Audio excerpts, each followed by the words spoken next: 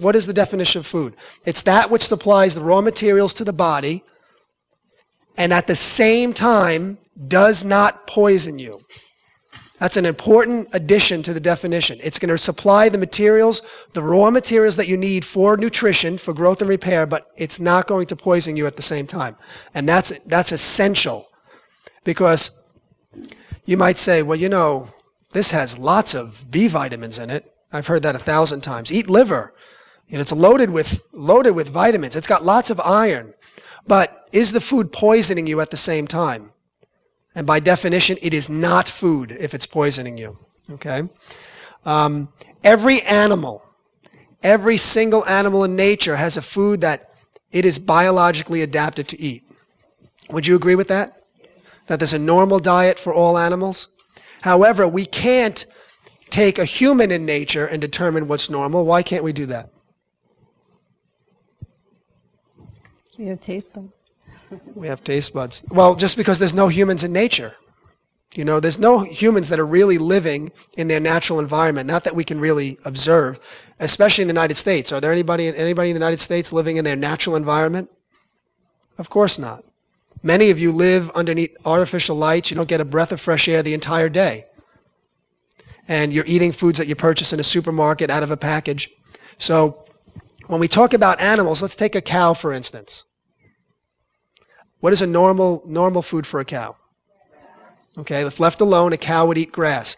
Do you think that the cow is perfectly adapted to finding, obtaining, and eating and getting the nutrients out of grass? Absolutely. As a matter of fact, a cow can grow up and be 1,500 pounds on grass alone. So, how about a lion? What does a lion eat? Meat. The primary diet of a lion is meat or flesh foods. And do you think that a lion is perfectly adapted to obtaining meat, catching it, eating it, and getting all the nutrition out of it, and it supplies the body's needs? Absolutely. And in humans, by the end of this evening, we're going to figure out what the human is perfectly adapted to. Now, we're not going to take the same approach like observing a cow and seeing that a cow would eat grass.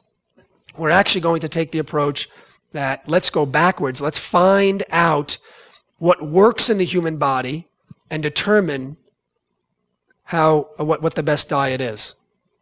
So these foods of all, when you get the right food, it's going to supply the raw materials the body requires.